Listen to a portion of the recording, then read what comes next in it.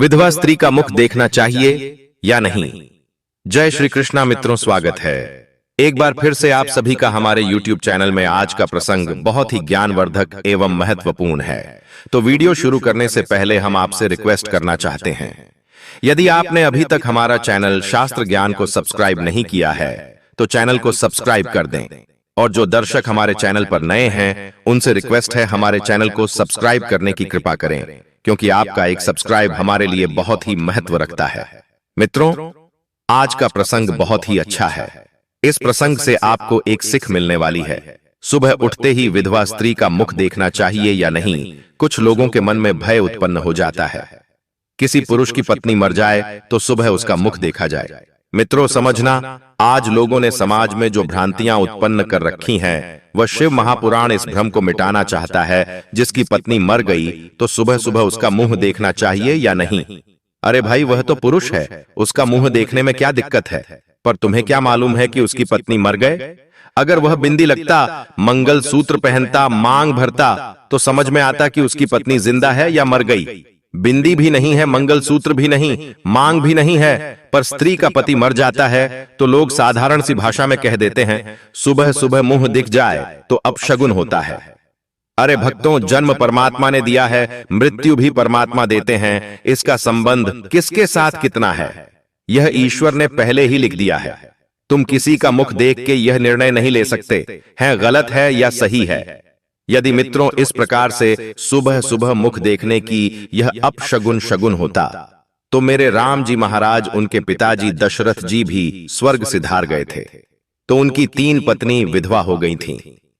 कौशल्या, कैकेयी मैया, सुमित्रा मैया, वह भी तो विधवा हो गई थी। अयोध्या के लोगों ने उनका मुख नहीं देखा था। क्या भगवान श्री राम ने मुंह नहीं देखा था? यह हमारी सोच है, हमारी बुद्धि, हमारे धृष्टता। मैं आपसे निवेदन करूंगा, पापी को पाप नजर आता है, कपटी को कपट नजर आता है, बेईमान को बेईमानी नजर आता है, और धर्मात्मा को धर्म नजर आता है, पुण्यात्मा को पुण्य नजर आता है। जिसकी जैसी सोच रहती है, सामने वाला व्यक्ति उसको वैसा ही नजर आता है। अगर मान लिया पति मर भी गया, पर पत्नी को परमात्मा ने जीवित रखा है। क्यों रखा है? कि जाने वाला तक चला गया, परंतु पत्नी जितना दान करेगी, भजन करेगी, पुण्य करेगी, भगवान का स्मरण करेगी। जैसे मित्रों, पति नौकरी करता है और नौकरी करते करते मर जाता है, तो पत्नी को आधी तनख्वाह आती है। उसी तरीके से पति के जाने के बाद पत्नी को जो पुण्य प्राप्त होता है, जो दान करती है, जो पूर्ण करती है, उसका आधा काटकर उसके पति के खाते में जाता है। और पत्नी के जाने के बाद जो दान पुण्य पति करता है, सेवा सत्कर्म करता है, उसकी पत्नी के खाते में जाता है। आपको सत्कर्म करने के लिए छोड़ा है, दान करने के लिए, भजन करने के लिए। एकादशी का व्रत करो, शिवरात्रि का व्रत करो, भगवान का भजन, उसका पुण्य आधा उसके खाते में जाता है।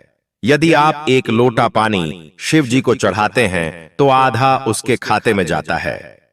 मित्रों, जब दोनों साथ रहते हैं, पति पत्नी दोनों साथ रहते हैं और साथ पूजन करते हैं, और पत्नी व्रत करके बैठी रहती है, तब भले खाते में न जाए। जब एक रह जाता है, और परमात्मा के यहां तो लिखा है एक न एक दिन जाना है, जब एक रह जाता है तो उसका हिस्से का भाग्य उधर चला जाता है। शिवा शिवा कहो, भगवत भक्ति में डूबे रहे। किसी पर आक्षेप लगाना गलत है, यह आपके गुण नहीं है। ऐसा कहा लिखा है। कौन कहता है? विधवा स्त्री का मुख नहीं देखना चाहिए, इसीलिए यह सब गलत बातें हैं। शिव भक्ति में लीन रहे, शिव का स्मरण करो। जो लोग कहते हैं कि विधवा स्त्री का मुंह नहीं देखना चाहिए, ऐसे लोग दुनिया में भ्रम फैला रखे हैं। तो इन सब बातों को छोड़कर किसी को ठेस नहीं पहुंचाना चाहिए। यदि तुम्हारी वाणी से किसी को ठेस पहुंचती है तो उससे बहुत बड़ा पाप लगता है। हमारे समाज में कई ऐसी मान्यताएं हैं जो वर्षों से चली आ रही हैं। उनमें से एक है कि विधवा स्त्री का मुख देखना अशुभ होता है, लेकिन यह केवल एक सामाजिक भ्रांति है।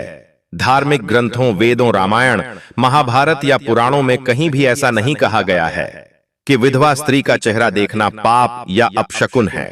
वास्तव में एक स्त्री का मुख करुणा, स्नेह और मातृत्व का प्रतीक होता है, न कि दुर्भाग्य का। विधवा होना किसी का अपराध नहीं, बल्कि जीवन की एक पीड़ा है। जिसे उस स्त्री ने झेला है।